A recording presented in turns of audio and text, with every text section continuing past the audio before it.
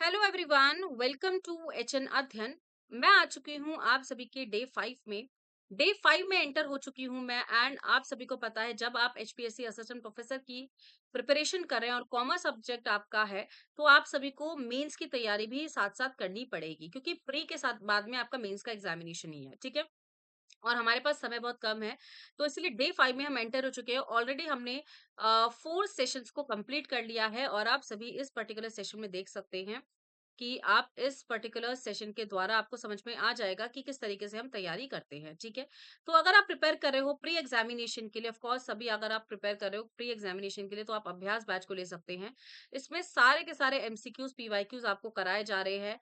PDF notes आपको मिल जाएंगे, one liners notes आपको इस पर्टिकुलर सेशन में बैचेस में मिल जाएंगे। दिए गए नंबर पे आप कॉल भी कर सकते हैं, कनेक्ट भी कर सकते हैं। ठीक है, दिए गए नंबर पे कॉल भी कर सकते हैं, 9450403952 पे कॉल कर सकते हैं।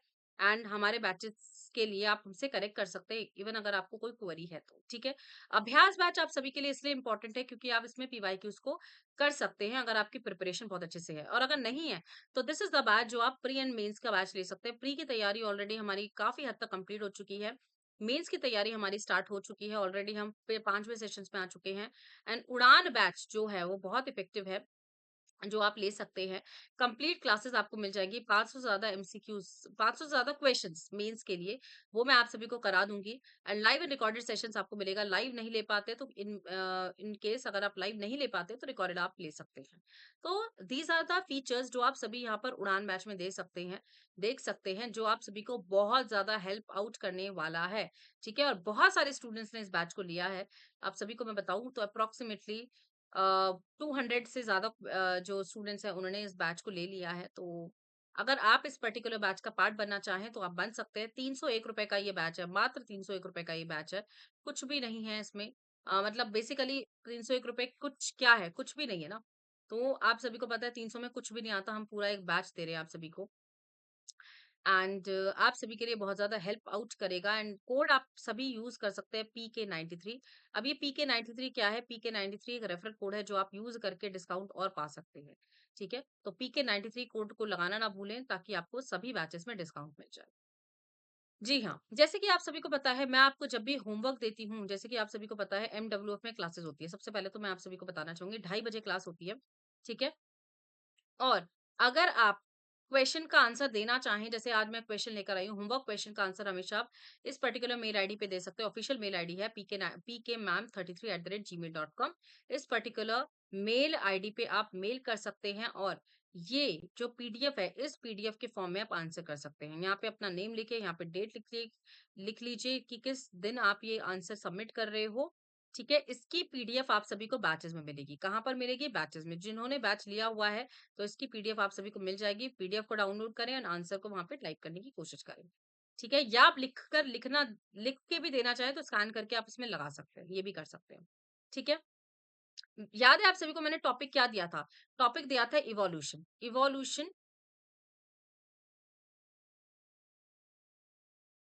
Evolution of organization theories. Organization की जो थ्योरीज है ना, अब उसका इवोल्यूशन हुआ कैसे था, मतलब उसका डेवलपमेंट हुआ कैसे था, यही टॉपिक था ना लास्ट क्लास का।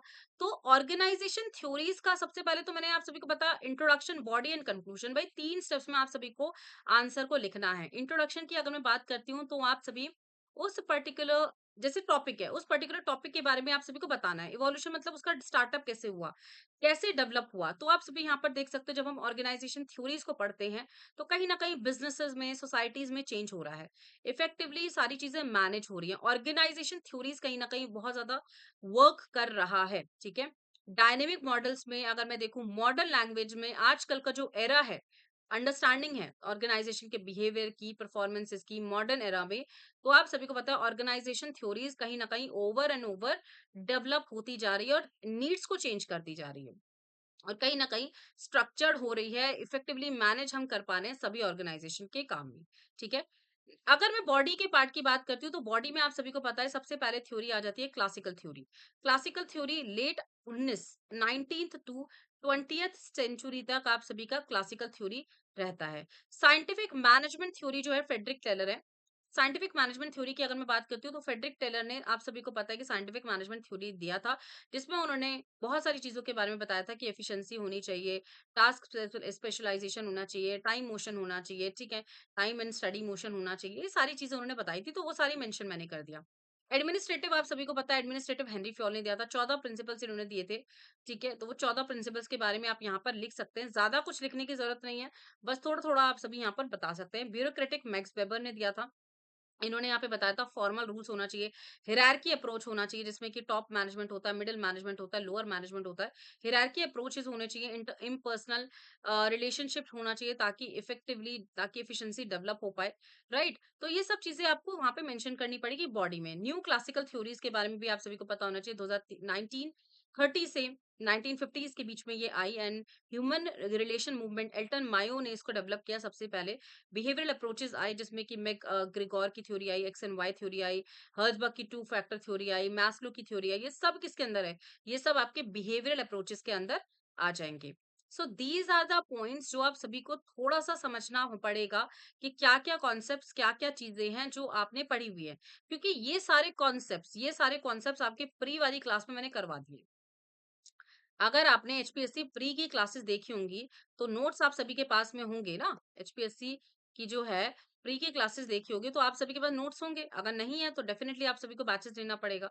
अगर आप बैच का पार्ट बनना चाहें, तो बैच का पार्ट आप बन सकते हैं, जिसमें आपको सारी चीज़ें मैंने करवाई भी है कि भैया एल्टन मायो ने क्या किया, मैकग्रेगोर ने क्या दिया, हर्ज़बर्ग ने क्या दिया, और सारी चीज़ें अगर आपको पता होंगी ना, तो आप इज़िली यहाँ पर लिख पाएँगे। और अगर आपको इन्फॉर्मेशन ही नहीं है, भई ऑर्गेनाइज़ेशन थ्योरी का डेवलपमेंट कब हुआ, किस दौर से किस दौर तक चला, कौन-सा थ्योरी कब आया, तो ये सब चीज़ें फिर हो ही नहीं पाएँगी।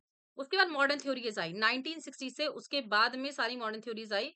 अगर हम बात करते हैं सिस्टम थ्योरी की हो गया, या कंटीजेंसी अप्रोच हो गया, कंटीजेंसी थ्योरी हो गया, रिसोर्स डिपेंडेंस थ्योरी हो गया, एजेंसी थ्योरी हो गया, लर्निंग ऑर्गेनाइजेशन जो पीटर सेगने ने लर्निंग ऑर्गेनाइजेशन थ्योरीज दी है, जिसमें अडैप्टेबिलिटी की बात की गई है, कॉन्टिन्यूअस लर्निंग की बात की गई है, नॉलेज की बात की गई है, डेवलपमेंट की बात की गई है, डायनेमिक एनवायरनमेंट की बात की गई है, तो उन सब थ्योरीज के बारे में आप मॉडर्न थ्योरीज के बारे में बता सकते हैं।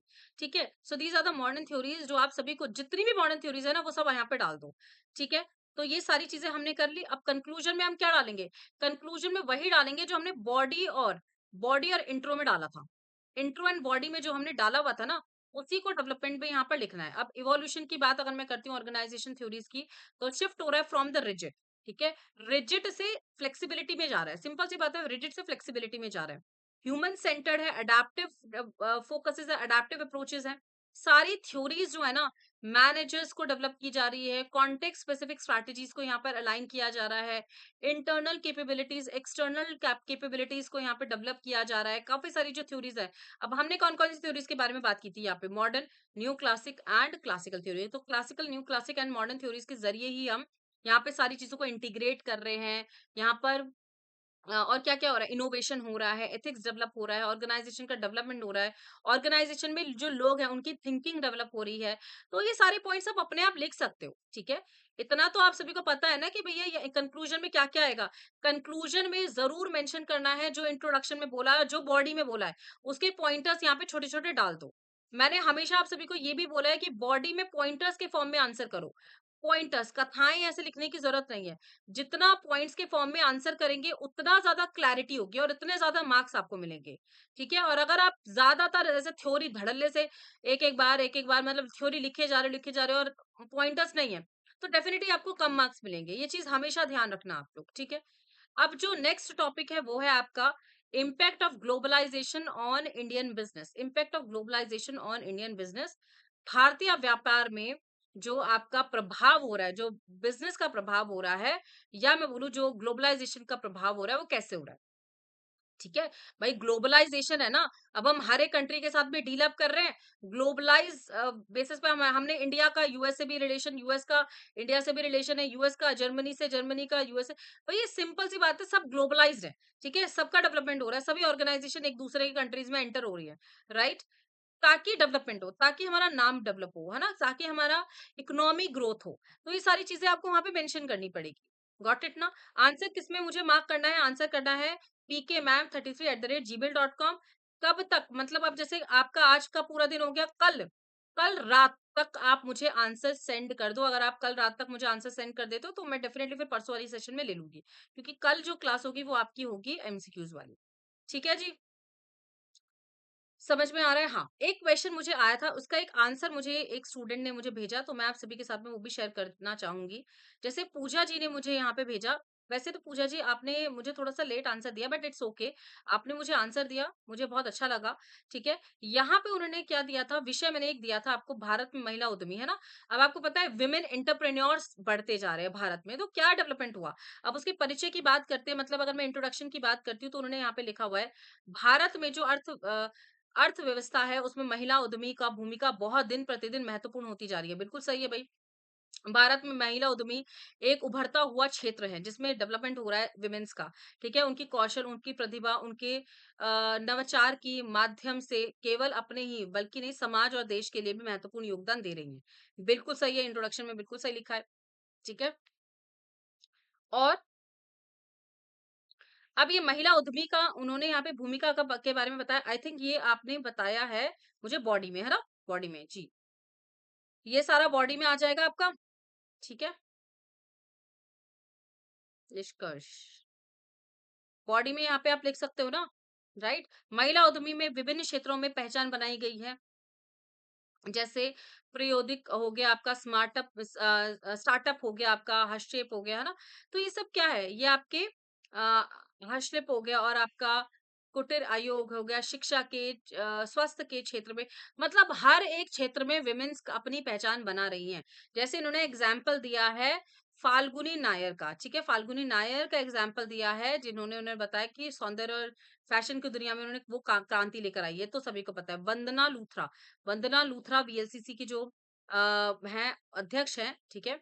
उनके बारे में भी यहाँ पर उन्होंने एग्ज़ाम्पल दिया है कि उन्होंने एक सौंदर्य और स्वास्थ्य सेवाओं में अपनी पहचान बनाई है। चुनौतियों का उन्होंने भी काफ़ी सारा सामना किया है, ठीक है?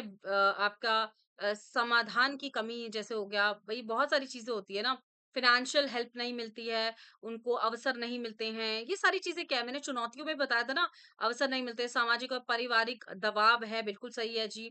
बिल्कुल सही है। ठीक है, आपने पॉइंट सही लिखे हैं। प्रशिक्षण और आपका मार्गदर्शन हो गया, आपका समर्थन हो गया, है ना? सरकार में महिला का उद्यमी के लिए नई योजना, कार्यक्रम बनाना, है ना? उन्हें कहीं न कहीं वित्तीय सहायता प्रदान करना, तकनीकी सहायता प्रदान करना, इससे क्या होगा? इससे कहीं न कहीं डेवलपमेंट होगा, महिला जो उद्यमी है, उनका विकास होगा, ठीक है? एंटरप्रेन्योर बनेंगे वो। निष्कर्ष में उन्होंने यहाँ पे डाला है महिला उद्यमी भारत के आर्थिक और विकास के महत्वपूर्ण भूमिका निभा रही है। उनकी सफलता और केवल व्यक्तिगत, सामाजिक और आर्थिक भी है। ठीक है, व्यक्तिगत, सामाजिक एंड आर्थिक क्योंकि वहाँ पे आपने मेंशन कर दिया था। हमें महिला उद्यमी के लिए अधिक समर्थन और प्रोत्साहन देने के लिए आवश्यकता है ताकि हम लक्ष्य को प्राप्त कर सके और देश में प्रगति का योगदान ला सके। बिल्कुल सही है, लेकिन अगर आप निष्कर्ष में ना ये सारी चीजें डालते ना कि भाई सरकारी समर्थन भी था, हमने ये वाला पॉइंट्स डाला था, ठीक है? और मतलब ये जो बॉडी में जो पॉइंटर्स है ना, थोड़ा-सा अगर आप यहाँ पे निष्कर्ष में डाल देते ना, तो आपका बेस्ट आंसर होता, बेस्ट आंसर। आपने लिखा बहुत अच्छा है, बहुत मेहनत की है, आई नो दैट बट अगर थोड़ा-सा आप जो बॉडी में आपने पॉइंटर्स वहाँ पे मेंशन किए ना, वो अगर आप निष्कर्ष में डालेंगे, तो इफेक्टिव होगा वो आंसर, इफेक्टिव होगा। बहुत अच्छे से लिखा है आपने, क्योंकि आपने पॉइंटर्स के फॉर्म में लिखा है और ये सबसे बेस्ट है कि आप पॉइंटर्स में लिख रहे हो, ठीक है? चलिए वेरी गुड पूजा जी, मैं आपको थैंक यू बोलना चाहूँगी सबसे पहले तो आपने मुझे आंसर शेयर किया, ठीक है जी? ओके, हाँ। तो हम कहाँ पर थे? हमारा जो नेक्स्ट टॉपिक है वो आप सभी को समझ में आ गया ना? Impact of globalisation on Indian business तो आप सभी मुझे यहाँ पे आंसर को शेयर कर सकते हैं। किस पे शेयर करना है? सबको पता चल गया मेल आईडी pkmam33@gmail.com कब तक करना है? कल रात से पहले-पहले आप सभी कर लीजिएगा। 12 बजे से पहले-पहले कर दीजिएगा ताकि मुझे भी फिर ईज़िली हो जाए ना क्योंकि मुझे शेड्यूल प्रिपेयर करना पड़ता है। मुझे आप सभी के लिए तैयारी करनी पड़ती है, तो उसके लिए भी मैं फिर प्रिपेयर्ड रहूँ। आपके आंसर्स भी मुझे पढ़ने पड़ेंगे ना, उसके लिए भी समय चाहिए। ठीक है? चलिए होप आप सभी को ये जो सेशन है इफेक्टिव लगा होगा। अगर इसी तरीके के सेशंस आप लेना चाहें तो उड़ान बैच आप बाय कर सकते हैं। कंप्लीट क्लास आपको मिलेगा 500 से ज़्यादा एमसीक्यूज़, पीवाईक्यूज़ और प्रैक्टिस सेशंस मेंस के लिए तैयार किया जा रहा है। लाइव एंड रिकॉर्डेड सेशंस आपको मिलेगा। दिए गए नंबर पे आप कनेक्ट कर सकते हैं। रेफरल कोड आप यूज़ कर सकते हैं PK93 जिससे आपको और ज़्यादा ऑफ मिल जाए। चलिए धन्यवाद। Thank you so much.